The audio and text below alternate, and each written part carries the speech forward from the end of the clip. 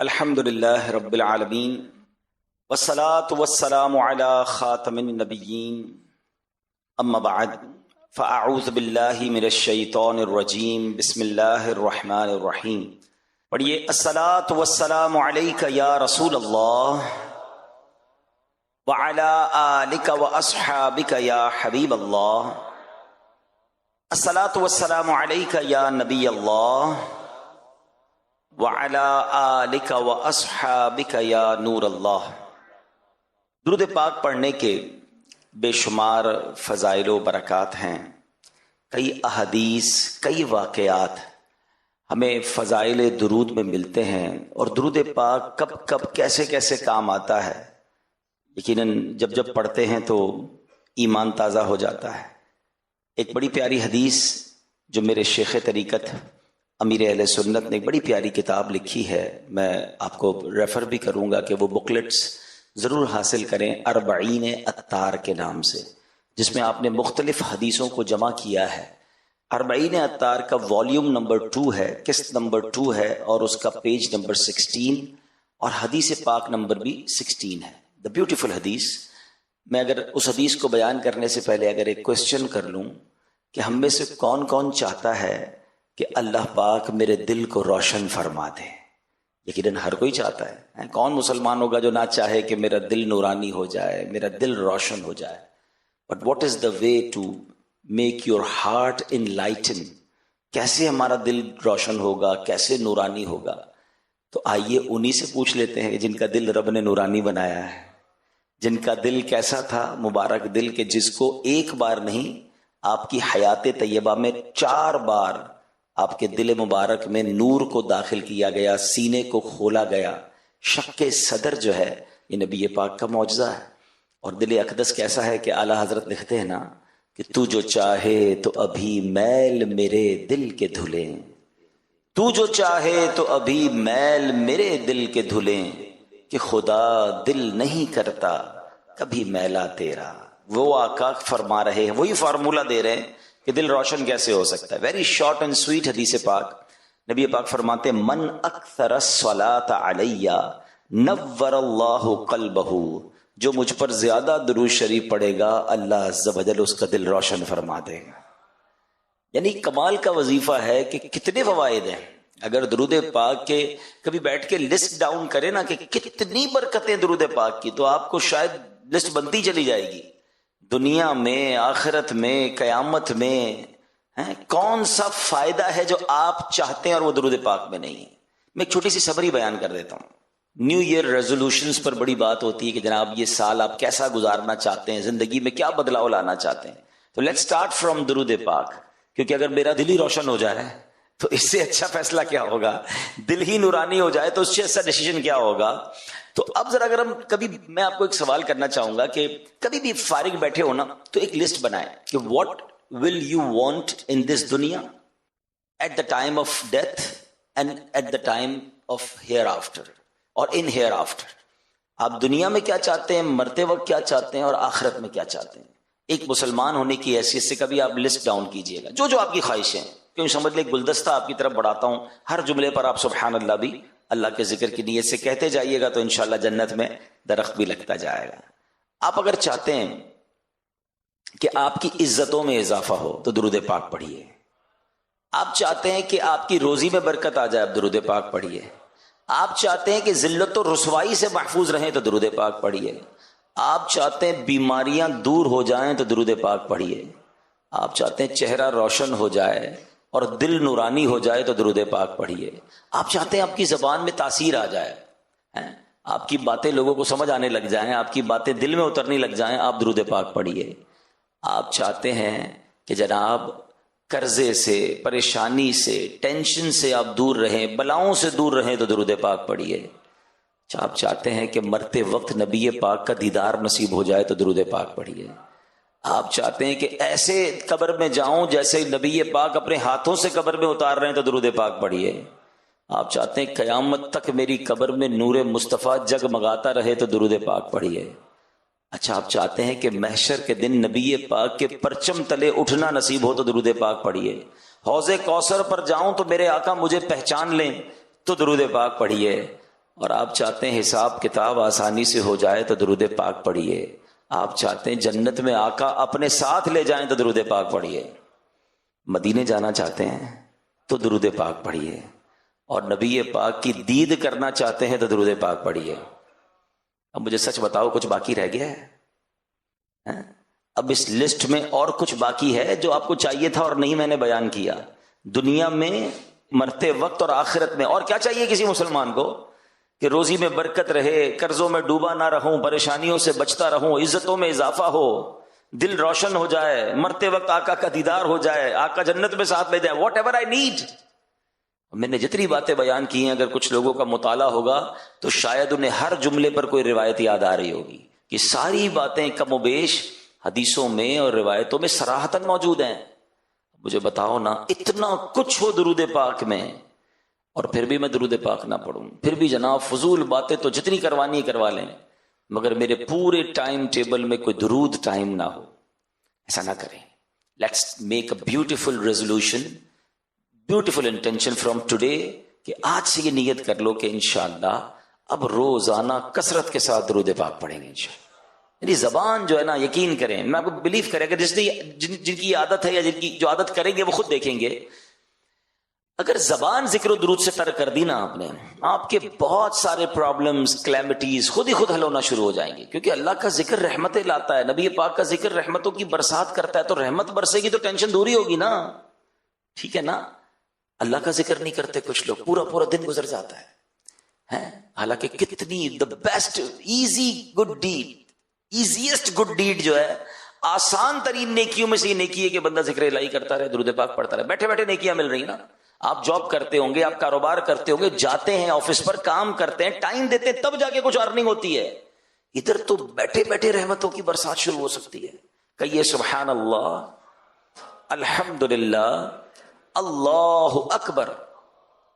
میں نے جب یہ شروع کیا تو گھڑی میں 3:03 ہو رہے تھے فیضان مدینہ کی، ابھی بھی اتری ہیں، یعنی 1 منٹ بھی آگے نہیں بڑھی گھڑی. اور میں نے کیا کما لیا اور آپ نے کیا کما لیا؟ اللہ قبول فرما لے. حدیث پاک کا مضمون ہے جو ایک بار سبحان اللہ کہے جنت میں درخت لگا دیا جاتا ہے. الحمدللہ پر جنت کا درخت ہے، اللہ اکبر پر جنت کا درخت ہے. اور آپ کو پتہ ہے تمام اذکار میں، تمام ذکر میں سب سے بڑا ذکر، افضل ذکر کون سا؟ افضل الذکر لا الہ الا اللہ. حدیث پاک ہے. اچھا، ہم سارے ہی مسلمان چاہتے ہیں، میں کئی بار اپنے بیان میں اس جملے کو ایڈ کرتا ہوں اور اسی نیت سے کرتا ہوں کہ نہ جانے کسی ایک کی بھی عادت پڑ گئی تو چلے مجھے بھی ثواب مل جائے گا. اگر میں آج یہ سوال کروں آپ سب سے، کون کون چاہتا ہے مرتے وقت کلمہ نصیب ہو؟ سب نے ہاتھ اٹھا لیا. اور کیوں نہ چاہے گا؟ مسلمان کی تو تمنا یہی ہے اللہ مرتے وقت کلمہ نصیب کرنا. کیوں؟ کیونکہ حدیث پاک میں بھی یہ مضمون ملتا ہے نا کہ جس کا آخری کلام لا الہ الا اللہ ہوگا دخل الجنہ، وہ جنت میں داخل ہو جائے گا. ٹھیک ہے نا. لیکن ایک سوال ہے کہ مرتے وقت تو سارے چاہتے ہیں کلمہ پڑھنا. آج پورے دن میں کتنی بار کلمہ پڑھا ہے؟ پچھلے پورے ہفتے میں کتنی بار ہم نے کلمہ پڑھا ہے؟ یعنی جیتے جی کلمہ پڑھنے کے لیے تیار نہیں ہے، مرتے وقت سارے کلمہ چاہ رہے ہیں. بھائی روز پڑھے نا، کوئی ایک تسبیح تو کلمے کی روز پڑھیں. افضل الذکر ہے، اور لا الہ الا اللہ کہنے پر بھی جنت میں درخت لگا دیا جاتا ہے. اور یاد رکھیے، جب بھی آپ برڈن میں ہوتے ہیں نا، زبان سے جملے ادا کرنا مشکل ہو جاتے ہیں. کبھی آپ کے سر میں درد ہو، بخار ہو، آپ کو بات کرنے کا جی نہیں چاہتا، کوئی آ کر بات کرے، آپ کہتے ہیں آج تھوڑا سا طبیعت ٹھیک نہیں، آج موڈ نہیں ہے بات کرنے کا. ایسا ہی نا، you don't want to speak whenever you feel tired اور whenever you feel sick. جب بھی بیمار ہوں گے، تکلیف میں ہوں گے، برڈن ہوگا، بات کرنا نہیں چاہیں گے. آپ کو پتہ ہے سکرات کا وقت تو سب سے زیادہ تکلیف کا وقت ہوگا. علماء کہتے ہیں اس دن زبان بھاری ہو جائے گی. اپنی زبان کو کلمے کا عادی بناؤ تاکہ سکرات کے وقت بھی کلمہ نکل جائے، زبان سے ادا ہو جائے. تو let's make a beautiful intention. آج نیت کر لیں کہ انشاءاللہ اب روزانہ اللہ اور اس کے رسول کا ذکر کروں گا انشاءاللہ. اور اس کے لیے وقت نکالیں. صرف نیت سے کام نہیں ہوگا، you have to make your schedule. اب آپ کہیں حضرت بزی لائف ہے، الگ سے ٹائم کہاں سے نکالیں؟ آپ اپنے ٹائم کے اندر ہی ٹائم نکال سکتے ہیں. بہت سارے ایسے ٹائم ہوتے ہیں جو فارغ ہوتے ہیں. آپ ڈرائیو کرتے وقت فارغ ہوتے ہوں گے، آپ ٹریول کرتے وقت، آپ کی ظاہر ہے اس وقت ایکٹیویٹی تو نہیں ہے نا، اس وقت ذکر کر لیں. آپ پلان کر لیں کہ جب بھی ٹریول کروں گا میری زبان درود پاک پڑے گی، ذکر اللہ کرے. تسبیح جیب میں رکھنا شروع کر دیں، گاڑی میں رکھنا شروع کر دیں. جب بھی واک کریں تو واکنگ ٹائم کو ذکر درود ٹائم بنا دیں. مزے کو مزہ آ جائے گا. آپ حیران ہو جائیں گے اتنے سارے ذکر اور اتنے سارے درود پڑھ لیں گے آپ. بس بات یہ کہ ذہن بننے کی دیر ہے کہ یار میں یہ چنک آف ٹائمز جو ہیں اس کو یوز کرو. آئیے میں آپ کو ایک بڑا کمال کا ایمان افروز واقعہ سناتا ہوں, اور یقین کریں یہ ہسٹوریکل واقعہ ہے, مگر اس میں آپ کو اسلام کی وسعت, نبی پاک علیہ الصلوۃ والسلام کا بڑا دل, اور پھر سبحان اللہ میرے رب کی رحمت کیسی ہے, یہ سب باتیں آپ کو اس واقعے سے سیکھنے کو ملیں گی. پہلے تو یہ آپ کو یاد ہونا چاہیے کہ سرکار دو عالم صلی اللہ تعالی علیہ وسلم کے ایک بڑے ہی پیارے چہیتے صحابی اور چچا, وہ کون ہیں؟ حضرت حمزہ رضی اللہ تعالیٰ, امیر طیبہ, ٹھیک ہے نا, جو گئے مدینہ شریف تو سید الشہداء رضی اللہ تعالیٰ عنہ کی مزار پر حاضری دی ہوگی جبل احد پر. تو سید الشہداء سیدنا حمزہ رضی اللہ تعالیٰ عنہ کو جس نے شہید کیا, ٹھیک ہے, اس کا نام تھا وحشی. وہ ایک حبشی غلام تھے, اور ان کو آرڈر دیا تھا ایک خاتون نے کہ آپ نے جا کر حضرت حمزہ کو ٹارگٹ کر کے آپ نے شہید کرنا. اس خاتون کو بدلہ لینا تھا بدر کا. بدر کے مارکے میں حضرت حمزہ کے ہاتھوں بہت سارے غیر مسلم ہلاک ہوئے تھے, تو اب اس کا ریونج تھا. لیکن اس ریونج میں ایک اور کام ہوا کہ حضرت حمزہ کو شہید کرنے کے بعد معاذ اللہ آپ کے جسم کو کاٹا گیا اور آپ کے جگر کو بھی چبایا گیا. اور یہ نبی پاک علیہ الصلوۃ والسلام کے لیے بہت تکلیف دہ تھا. ایک تو پیارے آقا بہت کلوز تھے حضرت حمزہ رضی اللہ تعالیٰ سے, اور پھر جب یہ معاملہ ہوا تو آپ بڑی غمگین ہو گئے, بہت آنسو نبی پاک کی آنکھوں سے بہے, اور نبی پاک بہت یاد فرماتے. اتنا پیار تھا کہ پیارے آقا علیہ الصلوۃ والسلام کونین کے والی ہوتے ہوئے کم و بیش ہر ہفتے حضرت حمزہ رضی اللہ تعالیٰ عنہ اور شہداء احد کی مزار پر کرم فرمانے کے لیے تشریف لاتے تھے. ابھی آپ غور کریں گے, نبی پاک کسی کی قبر پر چلے جائیں تو پھر اس پر رحمتوں کی برسات کا عالم کیا ہوگا. تو اتنا کلوز ریلیشن, لیکن وسعت قلبی, معافی اور درگزر اور اسلام سے محبت دیکھیں.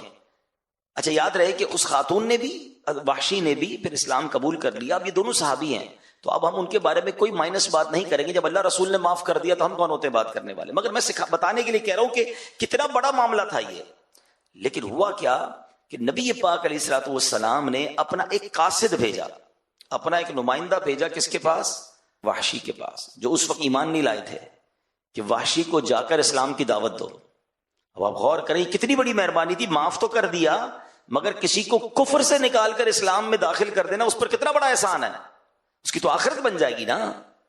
تو جب نبی پاک علیہ الصلوۃ والسلام کے جو نمائندہ تھے وہ وحشی کے پاس پہنچے اور ان کو اسلام کی دعوت دی, تو انہوں نے بڑا کمال کا ذکر کر دیا. وہ کہتے ہیں کہ تمہارے نبی علیہ الصلوۃ والسلام سے جا کر کہو کہ اے محمد صلی اللہ علیہ وسلم, آپ مجھے اسلام کی دعوت کیسے دے رہے ہیں؟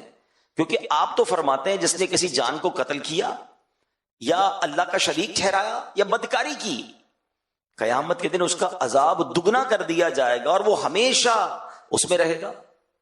میں نے تو سارے کام کیے ہیں, میں نے تو یہ سارے کام کیے, میں قتل بھی تو کیا تھا نا, حضرت حمزہ کو ہی شہید کر دیا تھا, اور باقی سارے کام تو میں نے تو یہ سارے کام کیے, تو آپ مجھے اسلام کی دعوت کیسے دے رہے ہیں؟ میرے لیے کوئی رخصت ہے؟ میں اسلام قبول بھی کر لوں اور بخشا بھی نہ جاؤں تو پھر کیا فائدہ اسلام قبول کرنے کا؟ آپ سوچیں نیگوشیشن ہو رہی ہے, حالانکہ یہ وہ شخصیت ہے جنہوں نے نبی پاک کے چچا کو شہید کیا ہے. قاصد آئے کہتے ہیں وحشی تو یہ کہہ رہے ہیں یا رسول اللہ کہ میں نے تو یہ سارے غلط کام کیے ہیں, تو میرے لیے کوئی رخصت ہے کہ نہیں ہے؟ اللہ اکبر. تو اب کیا ہوا؟ سبحان اللہ, اب اللہ کریم کی بارگاہ سے ایک آیت نازل ہوتی ہے. قرآن میں یہ آیت نازل ہوتی ہے, الا من تاب وآمن وعمل عملا صالحا. ترجمہ کنز ایمان, مگر جو توبہ کرے اور ایمان لائے اور اچھا کام کرے. یعنی توبہ کر لے, ایمان لے آئے اور اچھے کام کرے, اب اس کے لیے گنجائش بن جائے گی, اس کی مغفرت ہو جائے گی. یہ قاصد گیا واپس اگین میسنجر وحشی کے پاس کہ تمہارے لیے آیت آ گئی ہے اور دیکھو یہ ریلیف ملا ہے. وحشی کہتے ہیں ہو سکتا ہے میں ان چیزوں پہ عمل نہ کر سکوں, میں نیک عمل نہ کر سکوں, میں پراپر توبہ نہ کر سکوں, ایمان تو لے آؤں گا, تو اس میں گارنٹی تو نہیں ہے, کوئی اور رخصت ہے؟ اب غور کریں کہ اللہ کریم کی رحمت کا عالم کیا ہے اور نبی پاک کی وسعت قلبی کا عالم کیا ہے. پھر قاصد واپس آیا, کہتے ہیں وحشی کہتا ہے مجھے امید ہے کہ نہ کر سکوں اگر میں ان تمام باتوں پر عمل, تو پھر کیا ہوگا میرا؟ ایک اور قرآن کی آیت نازل ہوئی. ہائے ہائے, اللہ کی رحمت تو دیکھیں. قرآن میں رب ارشاد فرماتا ہے ان اللہ لا یغفر ان یشرک بہ ویغفر ما دون ذلک لمن یشاء. اب کیا اس آیت میں حکم ہوتا ہے؟ اللہ فرماتا ہے بے شک اللہ اسے نہیں بخشتا کہ اس کے ساتھ کفر کیا جائے, اور کفر سے نیچے جو کچھ ہے جسے چاہے معاف فرما دیتا ہے. یعنی کفر کے بعد تو آلموسٹ سب معاف ہو گیا نا.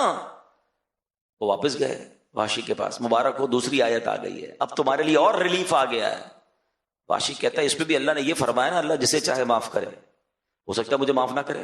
لک ایٹ دی وے، اس پہ تو اللہ نے یہ فرمایا نا اللہ جسے چاہے معاف کر دے، مجھے معاف نہ کیا تو مجھے تو گارنٹی چاہیے، کوئی رخصت ہے میرے لیے؟ اللہ اکبر۔ پھر قاصد آتا ہے، کہتا حضور وحشی تو یہ کہہ رہے ہیں۔ اللہ اکبر۔ اب قرآن کی ایک اور آیت نازل ہوتی ہے، اب ذرا یہ آیت سنیے گا، میرے رب کی مہربانی دیکھیں۔ اللہ فرماتا ہے قل یا عبادی الذین اسرفوا علی انفسہم لا تقنطوا من رحمت اللہ ان اللہ یغفر الذنوب جمیعا انہ هو الغفور الرحیم۔ اللہ فرماتا ہے تم فرماؤ اے میرے وہ بندوں جنہوں نے اپنی جانوں پر زیادتی کی، اللہ کی رحمت سے نا امید نہ ہو، بے شک اللہ سب گناہ بخش دیتا ہے، بے شک وہی بخشنے والا مہربان ہے۔ خود اعلان ہو گیا کہ رحمت سے مایوس نہیں ہونا ہے، اللہ سب بخش دیتا ہے۔ اب وحشی کے پاس پھر قاصد گئے، third time. Look at the way of نیکی کی دعوت، دعوت آف اسلام، کہ کسی طرح بندہ مسلمان ہو جائے۔ اب وحشی کہتے ہیں ہاں اس میں گارنٹی ہے، یہ جو آیت ہے اس میں گارنٹی۔ وہ مسلمان ہو گئے، جب وہ مسلمان ہوئے ان کے ساتھ کچھ ساتھی تھے وہ بھی مسلمان ہو گئے۔ اب صحابہ کرام علیہ رضوان نے بڑا پیارا نبی پاک سے سوال کیا، حضور یہ جو آفر، یہ جو رخصت، یہ جو ریلیف قرآن پاک میں آیا ہے صرف وحشی کے لیے یا ہمارے لیے بھی ہے؟ نبی پاک فرماتے ہیں یہ تمام مسلمانوں کے لیے ہے۔ آئے ہائے، ساڈا بھی کم ہو گیا نا۔ اب ذرا غور کیجئے کہ یہ آیت کریمہ کتنی کمال کی، اور اس پورے واقعے میں کتنے لیسن ہیں۔ میں کہوں ہم میں سے کوئی ایسا نہیں ہے جس کو کسی نے ایسی تکلیف دی ہو، پاسبل ہی نہیں ہے نا کہ ایسے کیسے تکلیف کو دے جو حضرت وحشی کی طرف سے نبی پاک کو پہنچی تھی۔ مگر دل اقدس دیکھیں، معافی دیکھیں، درگزر دیکھیں، کہ نہ صرف معاف کر دیا بلکہ اسلام قبول کرنے کے لیے قاصد بھیجا، اور وہ ریکوائرمنٹ کرتے رہے، وہ آرگیومنٹ کرتے رہے، نیگوشیشن کرتے رہے، اور پیارے آقا ان کے لیے ریلیف کوئی نہ کوئی صورت بن جائے۔ کیا ہم ایسا کبھی سوچ سکتے ہیں؟ ہم کیا کسی تکلیف دینے والے کو معاف کرتے ہیں؟ کیا ہم درگزر کرتے ہیں؟ غور کیجئے، ہمارے بہت سارے پرابلمز کی ایک بڑی وجہ یہ ہے کہ ہم ریونج لینے کا سوچتے ہیں۔ ہم بعض اوقات انتقام کی آگ میں جلتے ہیں، اور یہ انتقام کی آگ جو اتنی لگی ہوئی کہاں ہوتی ہے؟ ادھر انتقام تو پتہ نہیں کب لیں گے، لیکن یہ روز جلاتی ہے، نہ سونے دیتی ہے، نہ جاگنے دیتی ہے، نہ جناب سکون دیتی ہے، خود ہی آگ لگا لی اپنے دل میں۔ اگر اس آگ کو بجھا دوں تو کتنا ریلیف ہو جائے گا، کتنا سکون ہو جائے گا، ٹینشن ہی نہیں رہی نا، مجھے بدلے ہی کسی سے نہیں لینا ہے، مجھے میرے دل میں کسی کے لیے نیگیٹو ہے ہی نہیں۔ اور آپ بلیو کریں، ہمیں ملتے ہی کبھی کبھی کچھ لوگ کہتے ہیں یار نیند نہیں آتی، سکون نہیں ہے، میں نیند کی گولیاں کھا کے سوتا ہوں، یا رات کو سوتا ہوں تو دماغ چلتا رہتا ہے، سوچتا رہتا ہے۔ آپ یقین کریں، آپ غور کریں، 2-3 پرابلمز ہو سکتی ہیں آپ کو۔ یا تو آپ کے دل میں حسد ہو گیا ہے کسی سے، کیونکہ حسد والا خود ہی چلتا ہے۔ حسد چیز ہی ایسی ہے کہ مجھے جس سے حسد ہو گیا، جب اس کو ترقی ملے گی مجھے تکلیف ہوگی، اس کو عزت ملے گی مجھے تکلیف ہوگی، وہ مشہور ہو جائے گا مجھے تکلیف ہوگی، پیسے والا ہو جائے گا مجھے تکلیف ہوگی، وہ مزے کر رہا ہے اور میں رو رہا ہوں مجھے تکلیف ہو رہی۔ کمال کی بیماری ہے کہ جس سے حسد ہے وہ انجوائے کر رہا ہے، اور وہ جتنا انجوائے کر رہا ہے اتنا مجھے تکلیف ہو رہی ہے۔ تو مجھے کیوں پالنی ہے ایسی بیماری بھائی؟ ٹھیک ہے نا، جو مجھے ہی تکلیف دے رہی ہے، اس کو کہتے ہی جیلسی ہے، جلن ہی ہے اس میں۔ اچھا افسوس کی بات ہے دنیا میں بھی جلتا ہے، آخرت میں بھی جلے گا، اتنی خطرناک بیماری۔ حدیث پاک میں آتا ہے حسد نیکیوں کو ایسے کھا جاتا ہے جیسے آگ لکڑی کو کھا جاتی ہے۔ اب سردیوں میں لوگ لکڑی جلاتے ہیں، کیا ہوتا ہے تھوڑی دیر بعد لکڑی فنش، ختم، راخ۔ ایسی نیکیاں ختم۔ اتنی مشکل سے نیکی کروں، نماز پڑھوں، سردی میں وضو کر کے نماز پڑھوں، یا روزے رکھوں، یا تلاوت کروں، یا صدقہ خیرات دوں، اور حسد کر کے سب جلا دوں، تو مجھ سے بڑا بے وقوف کون ہوا بھائی؟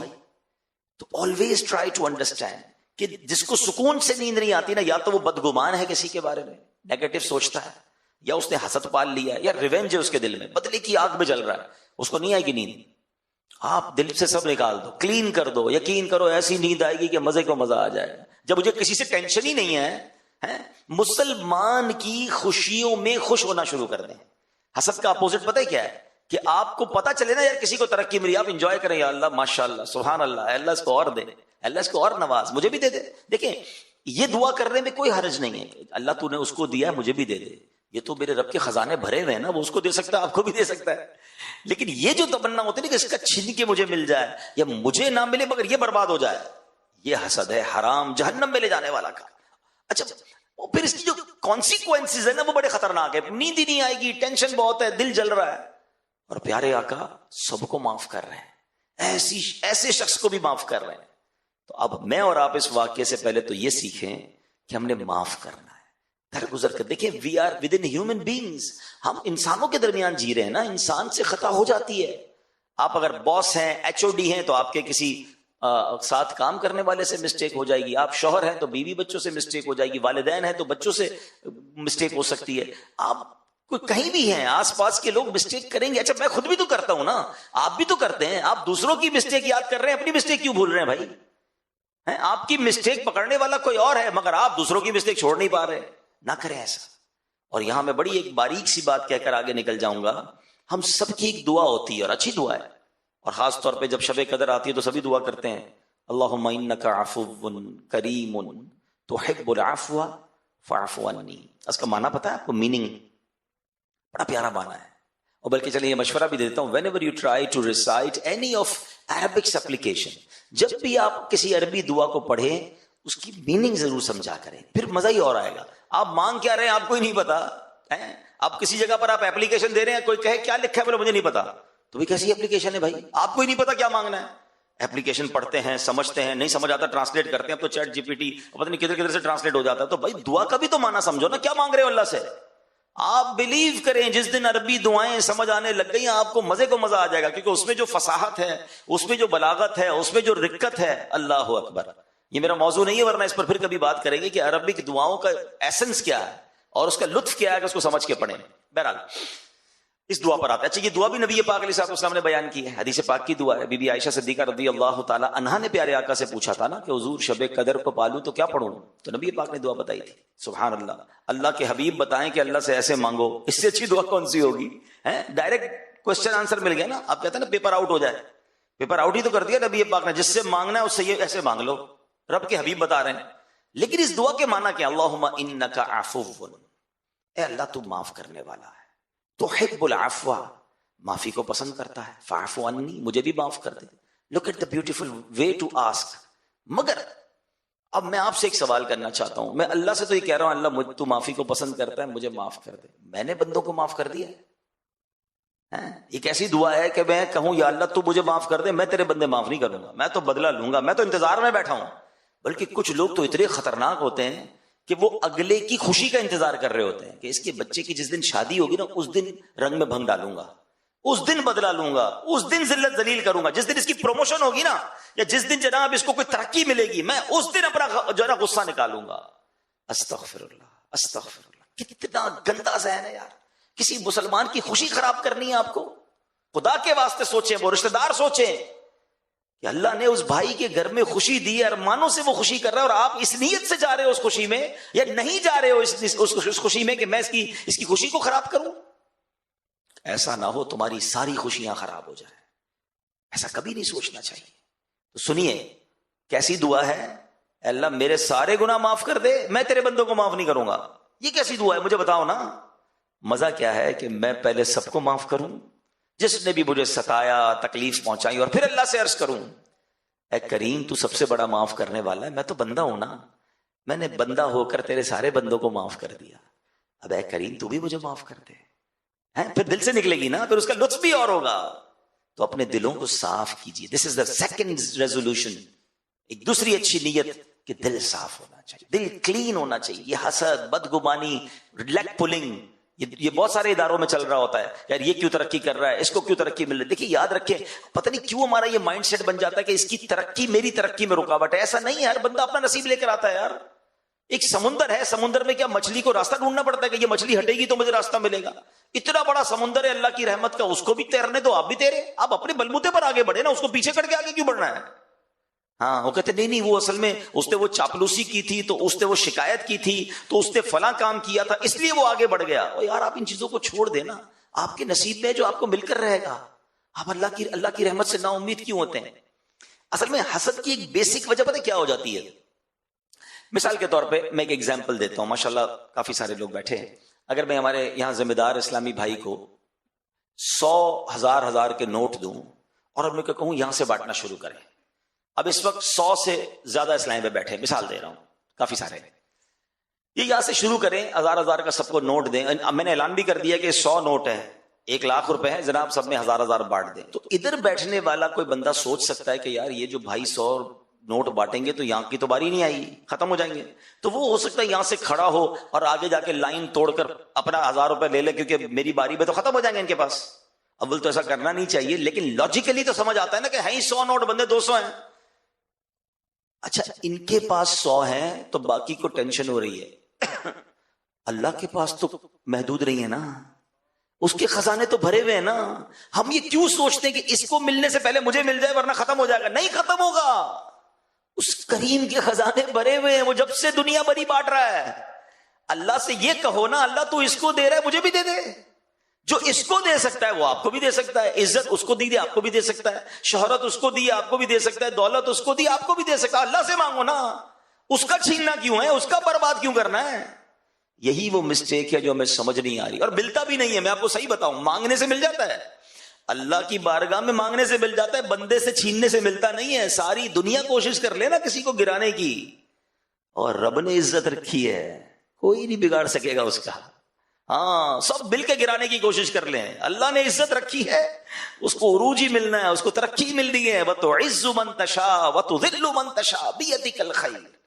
اللہ کے ہاتھوں میں ہوتا کون ہوں کسی کی عزت گرانے والا، کسی کی دولت چھیننے والا، کسی کا رزق لے لوں؟ ہو ہی نہیں سکتا. یہ ادھر بٹھا لیں، میرے نصیب کا کوئی چھین نہیں سکتا، اور میرے نصیب میں نہیں وہ مجھے کوئی دے بھی نہیں سکتا. جو ہے وہی ملنا ہے، تو مانگو نا اللہ سے، خیر والی دعا کریں.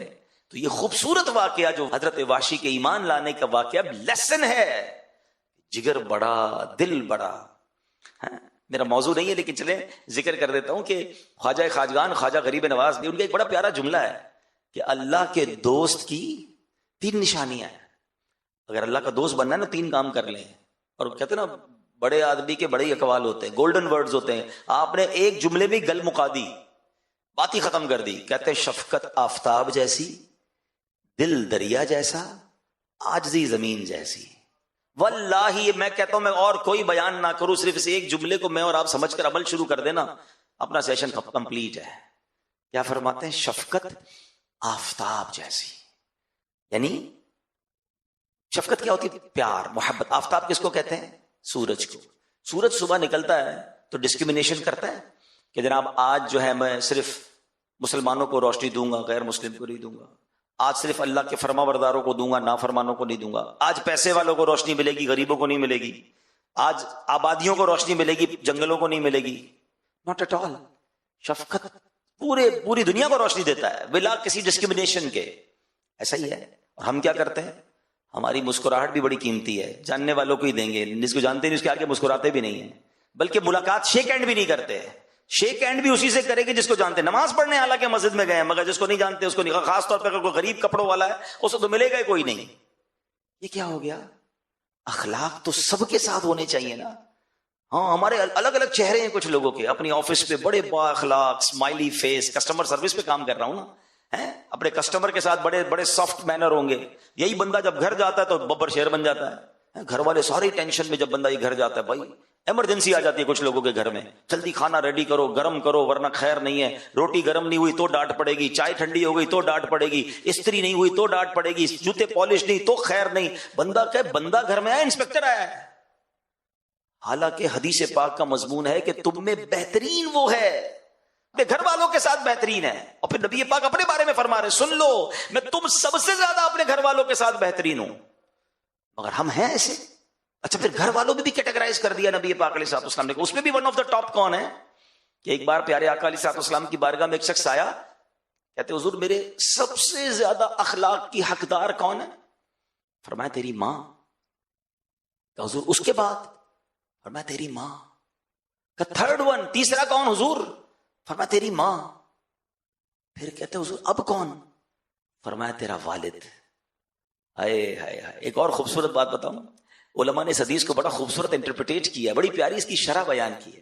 وہ کہتے ہیں نا ہم خود ہی حدیث سمجھ لیں گے، خود ہی قرآن سمجھ لیں گے. بھائی ہمارے پاس وہ علم نہیں ہے جو علماء کرام اور مفسرین اور شارحین کے پاس ہے. مشکل کتابوں کو آج بھی پڑھنے کے لیے استاد چاہیے ہوتا ہے. اگر یہی کتابوں سے پڑھ کے علم کرنا آسان ہوتا تو چلیں آج سے MBBS کی کتابیں خود ہی پڑھ لیں, ڈاکٹر بن جائیں اور آپریشن شروع کر دیں. ہر آپریشن یوٹیوب پر بھی موجود ہے, ہر آپریشن کتاب میں بھی لکھا ہوا ہے. اٹھائیں چھری, اٹھائے کاٹے, کاٹ دے بندہ کہ نہیں بھائی کتاب سے آپریشن نہیں ہوتا, پریکٹس سے ہوتا ہے, ٹیچر چاہیے. اس میں سب سمجھ آتی ہے کہ ہاں بھائی جب تک پریکٹس نہ ہو, ہاؤس جاب نہ ہو, بندہ علاج نہیں کر سکتا, وکالت نہیں کر سکتا, فلاں کام.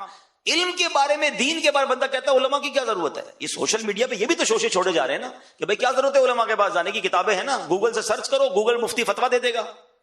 اللہ کے بندو, مفتی گوگل ذرا سوچو تو صحیح, گوگل بنایا کس نے؟ یہ ساری ٹیکنالوجیز کیا مسلمانوں نے بنائی ہیں؟ تو کیا آپ کو نہیں لگتا کہ اس میں کچھ ایسا بھی ڈال دیا ہو جو اسلام کے خلاف ہو؟ آپ تو سرچ کریں گے اور عمل کر لیں گے. آج بھی معاذ اللہ ہم کام کر رہے ہیں دعوت اسلامی والے اس پر کہ آج بھی بدقسمتی سے اسلام لکھیں, قرآن لکھیں, دین لکھیں, سرکار علیہ السلام کا نام لکھیں, ٹاپ پر بدعقیدوں کی باتیں آ جاتی ہیں, غیر مسلموں کی باتیں آ جاتی ہیں, معاذ اللہ قادیانیوں کی باتیں آ جاتی ہیں. دعوت اسلامی اس کو کاؤنٹر کر رہی ہے, ہمارا IT ڈپارٹمنٹ پورا اس پر کام کر رہا ہے. مگر یہ سوچنے کی بات ہے نا کہ دین جو ہے وہ کیسے بغیر علماء کے اور بغیر ایکسپرٹ سے میں سمجھوں گا. اب صرف اس حدیث پر اگر میں بات کروں, ایک عام نوجوان پڑھے کہ یار پھر تو والد کی کوئی فکر ہی نہیں کرنی, ماں 3 بار نبی پاک نے فرمایا بس میں جانوں میری ماں جانے, ابا گیا فارغ, اپنی طرف سے فیصلے نہیں کرنے. اب علماء نے اس کو انٹرپریٹ کیا, سنیے گا. علماء فرماتے ہیں نبی پاک کا ہر لفظ جو ہے نا وہ اہمیت کا حامل ہے. پیارے آقا کی زبان سے نکلا ہے نا, وہاں سے کوئی فضول بات کا تو تصور ہی نہیں ہے نا. وہ دہن جس کی ہر بات وحی خدا, چشمہ علم و حکمت پہ لاکھوں سلام. 3 بار ماں کیوں کہا اور 1 بار والد کیوں کہا؟ دیر از اے لاجک بیہائنڈ دس. اور کیا خوبصورت لاجک بیان کی علماء نے. کہتے ہیں ماں 3 احسان کرتی ہے بچے پر, بڑے احسان. ویسے تو ساری زندگی ماں کے احسان ہوتے ہیں. ماں 9 مہینے پیٹ میں بچے کو پالتی ہے, ٹھیک ہے. پھر وہ ماں جو ولادت کے وقت, ڈیلیوری کے وقت جو اسے تکلیف ہوتی ہے وہ انبیئربل ہوتی ہے, اور اس میں کئی مائیں موت کی آگوش میں چلی جاتی ہیں, موت کو ٹچ کر کے واپس آتی ہے ماں بچے کے لیے. اور تیسرا پھر ماں اس کی پرورش کرتی ہے, ٹھیک ہے. فرمایا یہ تو ہو گئی ماں کے 3 احسان. ان تینوں کیٹیگریز میں والد ایک احسان کرتا ہے کہ بچے کی پرورش کرتا ہے. والد تو پیٹ میں بچے کو نہیں پالتا نا, ولادت کی تکلیف والد کو نہیں ہوتی ہے. تو اس لیے 3 بار ماں فرمایا اور 1 بار والد. ہر لفظ کے پیچھے حکمت ہے. اور پھر علماء نے اس کو سمرائز کیا کہ اب کرنا کیا ہے ماں باپ کے ساتھ. فرمایا خدمت ماں کی زیادہ کرنی ہے, عزت والد کی زیادہ کرنی ہے. کیونکہ وہ والدہ کا بھی شوہر ہے نا, ماں سے زیادہ عزت والد کی کرنی ہے, مگر خدمت جو ہے دونوں میں ملا کر وہ والدہ کی زیادہ کرنی. مگر نا come again to the point کہ الگ الگ چہرے ہیں نا. شفقت سب کے لیے آفتاب جیسی نہیں ہے. دوست کے لیے آدھی رات کو حاضر. کوئی دوست ہمیں رات کو فون کرے یار ذرا موٹر سائیکل خراب ہو گئی, کہیں گاڑی خراب ہو گئی, رات کو 3 بجے پہنچ جاتے ہیں دوست کے پاس. میں نہیں کہتا دوستوں کے ساتھ اچھا برتاؤ نہیں ہونا چاہیے, مگر کبھی رات کو دیر سے امی ابو کوئی کام کہہ دیں, دوائی لانی ہو, کوئی خدمت کرنی, امی ابھی ٹائم نہیں ہے, تھکا ہوا ہوں, سونا ہے, صبح آفس جانا ہے, تو بتاؤ نا یہ کیا کیٹیگری ہے. پریورٹی کس کو دینی تھی؟ ماں باپ کو, فیملی کو, پھر بار والوں کی باری آنی تھی. تو خیر خواجہ صاحب کا جملہ آج میں چاہوں گا اب یاد کر کے جائیں, شفقت آفتاب جیسی. دوبارہ ریپیٹ کر لیں, شفقت آفتاب, دل دریا جیسا. اب دل دریا جیسا سے کیا مراد ہے کہ آپ نے دیکھا ہوگا جو دریا ہے, کبھی کسی دریا پر کوئی بورڈ دیکھا ہے کہ جناب اس دریا میں صرف منرل واٹر آ سکتا ہے, آبشار کا پانی آئے گا, بارش کا پانی آئے گا, نو گندا پانی ایٹ آل. نہیں, دریا میں بارش بھی آ رہی ہوتی ہے, آبشار بھی آ رہا ہوتا ہے, ندی نالے بھی آ رہے ہوتے ہیں, جانور بھی نہا رہے ہوتے ہیں. دریا سب کو لے کے چل رہا ہوتا ہے, اپنے رنگ میں رنگ کے چل رہا ہوتا ہے. اس کا مطلب یہ کہ دل دریا جیسا ہونا چاہیے. آپ کی حوصلہ افزائی کرنے والے بھی ہوں گے, آپ کو اپریشیٹ کرنے والے بھی ہوں گے, اور آپ کو کرٹیسائز کرنے والے بھی ہوں گے. زندگی میں یہ ہوتا رہتا ہے, یاد رکھیے گا. اگر آپ, میں بڑی ویژنری بات کرنے جا رہا ہوں, یہ آپ کو آفس میں بھی کام آئے گی, فیملی میں بھی کام آئے گی, محلے میں بھی کام آئے گی, اور دین کے کاموں میں بھی کام آئے گی. کہ اگر بڑا کام کرنا ہے نا تو جگر بڑا کر لو, دل بڑا کر لو. جو خواجہ صاحب نے فرمایا دل دریا جیسا کر لو, تو آپ کامیابی پاؤ گے. آپ بات بات پر اگر ناراض ہونے والے ہیں کہ یار اس نے دل توڑ دیا, اس نے جناب ڈسکریج کر دیا, ساتھ تو دیتا کوئی نہیں ہے, کون کرے بھائی کام, تو پھر آپ کچھ بھی نہیں کر سکتے. آپ کام کریں گے تو محبت کرنے والے بھی ملیں گے, کچھ کرٹیسائز کرنے والے بھی ملیں گے. چلے سب کو لے کے چلے, برداشت کریں. نبی پاک نے کیا کیا تھا؟ پیارے آقا جب اسلام کی دعوت پیش کی, نبی پاک کے تو اپنے مخالف ہو گئے تھے نا, فیملی ممبر مخالف ہو گئے، ساری زندگی نبی پاک کے گن گانے والے. آپ کو پتا ہے پیارے آقا کا اسٹیٹس کیا تھا؟ اسلام کا اعلان کرنے سے پہلے آپ سب سے بڑے لوگوں کی امانت رکھنے والے تھے. امین کہتے تھے لوگ، اور اپنے پیسے رکھواتے تھے، اپنی چیزیں رکھواتے تھے. اتنا بھروسہ تھا نبی پاک پر. اور اللہ اکبر، آپ نے اللہ کا نام لینا تو کیا شروع کیا، آپ کی اپنی فیملی ممبر آپ کے خلاف ہو گئے، جان کے پیاسے ہو گئے. تو نبی پاک بھی کہہ دیتے کہ بھائی کیا ضرورت ہے، اتنی مخالفت ہو رہی ہے، میں جانوں اللہ اللہ کرتا رہوں گا ساری زندگی. وہ تو ہادی تھے، وہ تو پیمبر تھے، وہ تو اللہ کا پیغام لے کر آئے تھے، ڈٹے رہے. کتنی تکلیفیں، پتھر مارے گئے طائف میں، میرے آقا نے تو ہمت نہیں آ رہی. اچھا پھر سارے انبیاء کی ہسٹری پڑھیں نا، حضرت نوح کی ہسٹری پڑھیں، حضرت موسیٰ کی پڑھیں، حضرت عیسیٰ، سب کو تکلیف ہوئی ہے، سب کو ستایا گیا. اچھا پھر اولیاء کرام کی ہسٹری پڑھ لیں. ہم خواجہ غریب نواز کا ذکر کر رہے ہیں، ہندوستان آئے تو کیا ریڈ کارپٹ ملا تھا آپ کو؟ Everybody became enemy of ہم. کوئی بیٹھنے نہیں دیتا تھا، کوئی پانی نہیں پلاتا تھا، کوئی جناب بات نہیں سنتا تھا. مگر پھر and of the day result کیا آیا؟ ڈٹے رہے نا، ہمت میں رہے، دل دریا جیسا تھا. 90 لاکھ کم و بیش غیر مسلموں نے خواجہ کے ہاتھ پر اسلام قبول کر لیا. دس از دا ریزلٹ. یہ کب ملتا ہے؟ جب دل دریا جیسا ہو. اتنا سا دل ہو تو کچھ نہیں ہوتا. کئی لوگ نیکی کا کام شروع کرتے ہیں، کہتے ہیں کوئی ہمت توڑ دے کہ میں نہیں کرتا، بھائی کوئی ساتھ ہی نہیں دیتا، آج کل نیکی کا زمانہ ہی نہیں ہے. وہ نہیں کر سکتے. بالکل اسی طرح کاروبار میں بھی آپ کے ساتھ ہوگا. آپ کاروبار کریں، آپ کہیں نئی آفس کھول لیں، نیا ویژن لے کر نکلیں، لوگ ڈسکریج کریں گے. کچھ لوگوں کا کام ہی یہی ہوتا ہے یار، کوئی بات نہیں، ان سے الجھنے میں بھی ٹائم ضائع نہیں کرنا چاہیے. یہ بھی پرابلم ہے. یا تو ان سے لڑنے لگ جائیں گے، مجھے کیوں ایسا کہا. اب جتنی دیر آپ ان سے لڑ رہے ہیں نا، آپ کا کام رک گیا ہے. وہ تو چاہتا یہی تھا. کبھی روڈ پر چلتے ہوئے کتے کو جواب دیا آپ نے؟ آپ جا رہے اور کتا بھونکنا شروع کر دیا، آپ کہ میں بھی رک کے اس کو بھونک کے جواب دوں گا، جب تک یہ چپ نہیں ہوگا میں بھی چیختا رہوں گا. اور کتا تو موج میں آ جائے گا، چلو بھائی میرا ساتھی مل گیا، کمپیٹیٹر مل گیا. عقل مند کیا کرتے ہیں؟ کتے کا کام بھونکنا، اپنا کام منزل. وہ رستہ نہیں رکتا. یہی ویژن جس دن آپ کو مل گیا نا، کہ اگر آپ نے کوئی ٹارگٹ پہ پہنچنا ہے تو اپنی منزل کی طرف چلتے رہیں. آپ کو پھول دینے والے بھی ملیں گے، آپ کو کانٹے بچھانے والے بھی ملیں گے، لیکن اگر منزل کی طرف آپ چلتے رہے، اور اگر اللہ کی رضا کے لیے کام ہو رہا ہے، اللہ کی رضا ساتھ ہے، نیت اچھی ہے، ایک وقت آئے گا یہ کانٹے بچھانے والے بھی پھول دینے والے بن جائیں گے. اللہ بندوں کو راضی کر دیتا ہے. ایسا ہی تو ہوا نا اولیاء کرام کے ساتھ. کیا ہوا؟ پہلے سارے مخالف تھے، آج سارے ہی چاہنے والے. مجھے بتاؤ نا، خواجہ صاحب ہمارے نہ خاندان کے ہیں، نہ ہم نے کبھی دیکھا ہے، ہم میں سے کئی اجمیر گئے بھی نہیں ہیں، کوئی خونی رشتہ بھی نہیں ہے، مگر ادھر بستے ہیں خواجہ ہمارے ہیں. امام حسین ہم میں سے کئی تو ہو سکتا ہے سیدوں، مگر بہت سارے نہیں ہیں. مگر امام حسین سے پیار کیسا ہے یار، اپنے بچے قربان کر دے بندہ امام حسین کے نام پر، کربلا والوں کے نام پر. کیوں؟ انہوں نے اللہ کو راضی کیا، انہوں نے رب کو راضی کیا، رب نے سب کو راضی کر دیا. ٹارگٹ یہ ہونا چاہیے. ہم سب کو راضی کرنے کے چکر میں رب کو ناراض کر دیتے ہیں. تو اگر آپ نے بڑا کام کرنا ہے نا، تو دل، ریپیٹ کریں گے، دل دریا جیسا، شفقت آفتاب جیسی، دل دریا جیسا. تیسرا جملہ سنو، خواجہ صاحب کہتے ہیں اللہ کا دوست جو ہوتا ہے نا، اس کی 3 نشانیاں. تیسری نشانی فرماتے عاجزی زمین جیسی. ہاں ابھی کس پہ بیٹھے ہو آپ؟ اور میں زمین پر بیٹھے نا، ہمارے پیروں تلے زمین ہے. اچھا زمین پر سجدہ بھی کوئی کرتا ہے، خوش ہوتی ہوگی زمین، مگر زمین پر برائی بھی کر رہا ہے. مگر زمین سب کے لیے بچھی ہوئی ہے. زمین کو کوئی گھاس بھی لگا رہا ہے، اس پہ پھول بھی اگا رہا ہے، اس کو بھی زمین موقع دے رہی ہے. اور زمین پر کوئی گندگی کر رہا ہے، زمین اس کو بھی کچھ نہیں کہہ رہی ہے.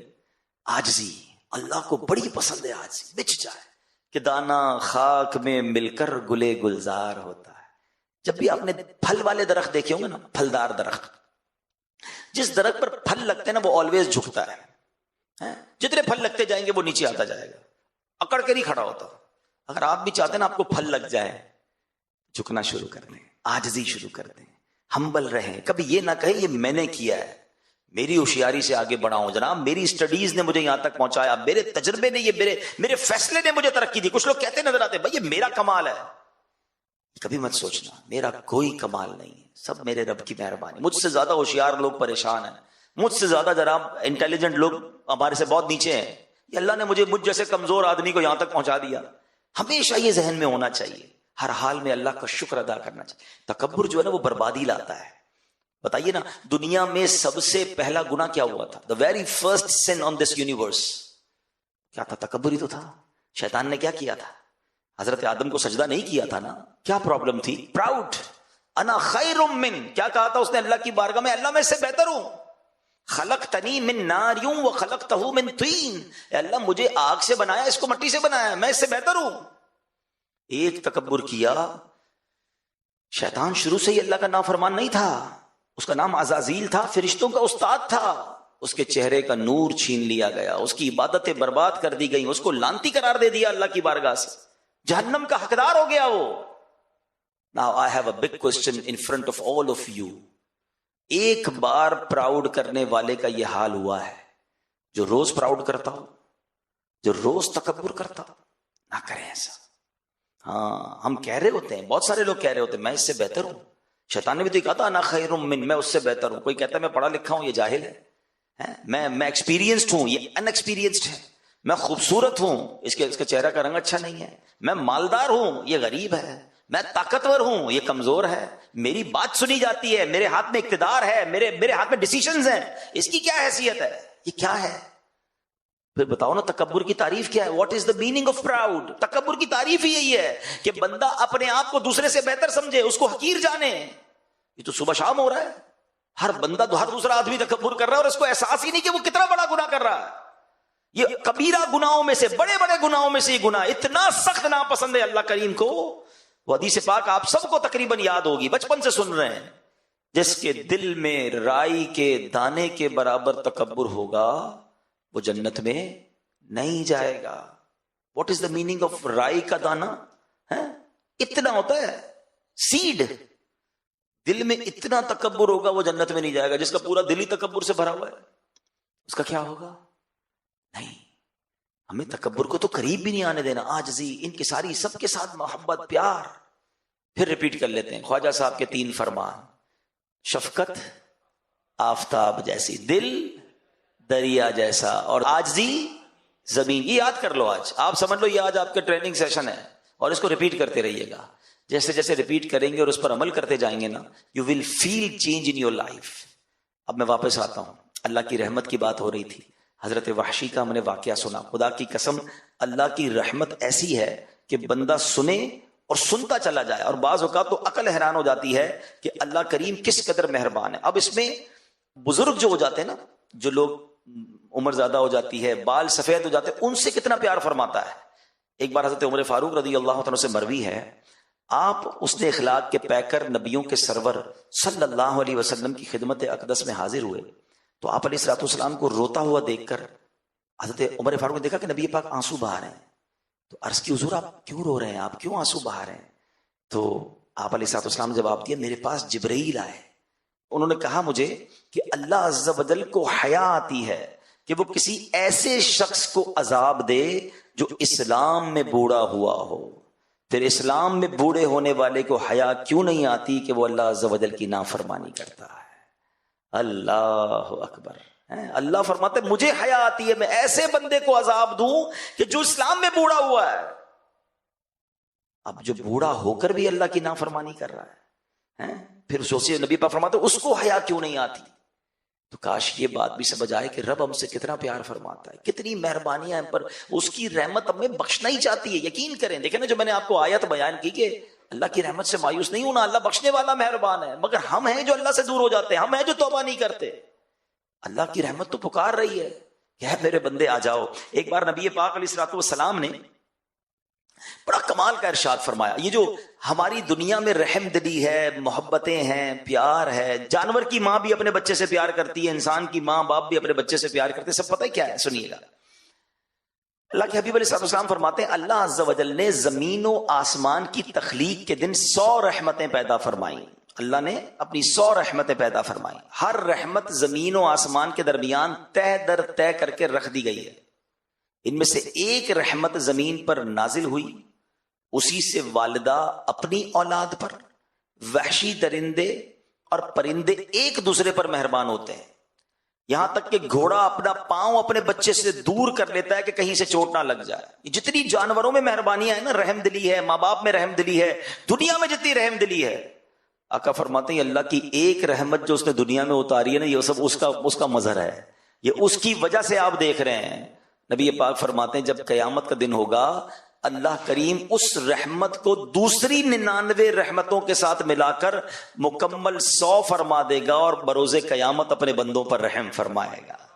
ایک رحمت کا یہ عالم ہے، تو جب 100 رحمتیں قیامت کے دن رب کی ہوں گی تو سوچئے پھر بندوں پر مہربانی کا عالم کیا ہوگا. بڑا کریم، بڑا مہربان. ایک بار نبی پاک علیہ الصلوۃ والسلام نے آپ کے پاس کچھ قیدی لائے گئے، صحابہ کرام بھی ساتھ تھے. تو ایک عورت کو اپنا اس کا بچہ تھوڑا بچھڑ گیا تھا، اسے دور دوڑتے ہوئے اپنے بچے کو اس نے چمٹایا اور خوب چوما، پھر اسے دودھ پلانے لگے. ماں ہوتی ہے نا. تو نبی پاک علیہ الصلوۃ والسلام نے صحابہ سے فرمایا کہ بتاؤ یہ عورت اپنے بچے کو جہنم میں ڈال دے گی؟ تو صحابہ کہتے ہیں یا رسول اللہ ہرگز نہیں، اللہ کی قسم کبھی نہیں. اتنا پیار کرنے والی ماں کیسے بچے کو جہنم میں ڈالے گی؟ تو سرکار دو عالم علیہ الصلوۃ والسلام نے فرمایا اللہ عز و جل اپنے بندوں پر اس سے کہیں زیادہ رحم و کرم کرتا ہے جتنی یہ عورت اپنے بچے پر مہربان ہے. ایسا مہربان ہے میرا مولا. تو پھر اللہ سے محبت نہ کی جائے، اللہ کا قرب حاصل نہ کیا جائے، اسے راضی نہ کیا جائے؟ کیسے ہیں ہم کہ اللہ ہی کو ناراض کر دیتے ہیں؟ اللہ کہ وہ ہم پر اتنا مہربان. میری ماں کے دل میں محبت ڈالنے والا میرا رب ہے. میرے والد کے دل میں شفقت ڈالنے والا کون ہے؟ میرا رب ہے، اس نے ڈالا ہے. میں آپ کو مزے کی بات بتاؤں، آپ میں سے جو والدین بن گئے نا وہ میری بات جلدی سمجھ جائیں گے. جو بچہ پیدا ہوتا ہے نا، جب میں بھی پیدا ہوا ہوں گا، آپ بھی پیدا ہوئے ہوں گے، وہ بڑا فرجائل ہوتا ہے، بالکل کمزور لاغر ہے. اس کی الگ الگ خوراکیں ہیں، اس کو جناب بہت جلدی بیماری لگ جاتی ہے، اس پر بہت اس کی ٹیک کیئر کرنی پڑتی ہے. جیسے جیسے بڑا ہوتا جاتا ہے پھر زندگی کے اور معاملات چینج ہوتے چلے جاتے ہیں. بچے کے پیدا ہوتے ہی بچے کو 2 بڑے کمال کے خادم چاہیے. ہاں، ایک 24 گھنٹے کا خادم چاہیے جو اس کی گندگی بھی صاف کرے، اس کی مالش بھی کرے، اس کو ہلکی پھلکی خوراک بھی پہنچائے اور اس کے ہر رونے پر جاگ جائے، ہر تکلیف پر بے قرار ہو جائے. ایک خادم تو ایسا چاہیے اس کو. دوسرا خادم وہ چاہیے یا دوسرا سپورٹر وہ چاہیے جو اس کی ہر چیز پر خرچ کرے، جو اس کو ضرورت ہے اس پہ خرچ کرے. ڈاکٹر کے پاس لے جانا، انجیکشن لگانا، جو بھی اس کو فیڈ چاہیے اس کے لیے خرچ کرے. کپڑے چاہیے، بے لباس پیدا ہوا ہے نا. میں پیدا ہوا تھا، مجھے کون سنبھالتا ہے؟ میرے رب نے میرے ماں باپ کے دل میں وہ شفقت اور مہربانی ڈالی کہ ماں بن گئی میری خادمہ. کیسی خادمہ ہوتی ہے؟ کبھی سوچا اپنے ماں کو؟ مالش کر رہی ہے، کبھی تیل لگا رہی ہے. اچھا کمال یہ ہر کام پیار سے کر رہی ہے. پیسے دے کر کسی سے بھی کام کروا لیں، وہ دل سے نہیں کر رہا تو اس کو اچھا بھی نہیں لگ رہا تو میں کسی کی گندگی کیوں صاف کروں؟ 2 لاکھ روپے کا بھی خادم رکھ لیں مگر گندگی صاف کرتے اس کو برا لگے گا. مگر ماں گندگی دیکھ کر بھی بچے کو چوم رہی ہے اور پھر بھی صاف کر رہی ہے، مسکرا کر بچے سے باتیں کر رہی ہے. اس کے رونے پر ماں کو پتا چل جاتا ہے پیٹ میں درد ہے یا بھوک لگی ہے، اپنا دودھ پلاتی ہے. یہ اللہ نے کیسا ہمارے ساتھ مہربانی کی. اگر ماں باپ چھوڑ دیتے ہم کو پیدا کر کے، ہم تو سسک کے مر جاتے. سردیاں ہیں تو ماں گرمی پہنچا رہی ہے، گرمی ہے تو ماں ٹھنڈک پہنچا رہی ہے، خود سردی برداشت کر رہی ہے، ہمیں گرمی دے. کمال کی خادمہ ملی بھائی، دن رات خدمت کی. جب تک میں بولنے نہ سیکھا، جب تک چلنے نہ سیکھا، بلکہ ماں تو زندگی بھر خدمت کرتی رہی. پھر اللہ نے والد کے دل میں کیا کمال کا جذبہ ڈالا کہ آدھی رات کو پیسے چاہیے مجھے ڈاکٹر کے پاس لے جانے کے لیے، مجھے انجیکشن لگانے کے لیے، مجھے پرابلم ہو جائے، والد اپنی جیب کاٹتا ہے، بچے کا علاج کراتا ہے. بچے کو دودھ چاہیے، بچے کو فیڈر چاہیے، بچے کو علاج چاہیے، بچے کو آگے جا کے بسکٹ چاہیے، واٹ ایور ہی نیڈ. شاید والد نے اپنی کئی خواہشات کو ماری ہوں گی مگر بچے پر کبھی احسان نہیں جتایا. ہے کوئی آپ میں سے ایسا جس میں سے ہمارے ابو نے ہمیں کہا کہ بیٹا تجھے پتا ہے بچپن میں کتنا کھلایا تھا، تیرے کپڑوں کا انتظام میں نے کیا؟ وہ احسان بھی نہیں جتاتا، خوشی خوشی کر رہا ہوتا ہے اور پھر دعا بھی کرتا ہے اللہ میرے بچوں کی خیر فرما. اللہ اکبر، یہ کیا ہے؟ کبھی سوچا اپنے خرچ بھی کر کے دعائیں ہمارے لیے کر رہا ہے، دن رات فکر ہے. دنیا میں باپ وہ رشتہ ہے، یاد رکھیے گا. ہاں، دنیا میں بہت کم ایسے لوگ ہوتے ہیں جو یہ سمجھیں کہ یہ بندہ مجھ سے آگے نکل جائے، مگر باپ وہ ہوتا ہے جو ہمیشہ یہ چاہتا ہے کہ میرا بیٹا مجھ سے آگے ترقی کرے، میرا بیٹا مجھ سے زیادہ عزت والا ہو. بلکہ کہتے ہیں نا کسی کو کاندھے پہ بٹھاؤ تو کیا تمنا ہوتی ہے، جدھر تک میں دیکھ رہا ہوں یہ کاندھے پر بیٹھنے والا مجھ سے بھی آگے دیکھے. یہ والد ہوتا ہے. مگر بدقسمتی ہے کہ جب یہ بوڑھا ہو جاتا ہے تو بچے اس کی قدر چھوڑ دیتے ہیں، اس کی بے عزتی کرتے ہیں، اسے تکلیف پہنچاتے ہیں. خدا کی قسم کبھی یہ مت کرنا. یہ میرے رب کی مہربانی ہے جو میں ایسی ہستیاں اس نے دی ہیں. آج دنیا میں کون کس کو پوچھتا ہے یار؟ کون کس کے لیے خرچ کرتا ہے؟ مگر کمال ہے یار. میں پیدا ہوا تو بے لباس تھا، میں پیدا ہوا تو کمزور تھا، میں پیدا ہوا تو کچھ نہیں کر سکتا تھا، مگر قدم قدم پر مجھ پر مہربانی کرنے کے لیے اللہ نے میری ماں اور میرے والد کے دل میں ایسی شفقت محبت ڈالی کہ ان کے لیے دنیا کا سب سے مین آدمی ہی میں تھا، حالانکہ میں کچھ نہیں تھا. اب یہاں لوگ ایسی باتیں بھی کرتے ہیں بھائی بچے پر بعض اوقات ماں باپ اس لیے مہربانی کرتے ہیں کہ بچہ بڑا ہو کے کما کے دے گا. بھول ہے تمہاری.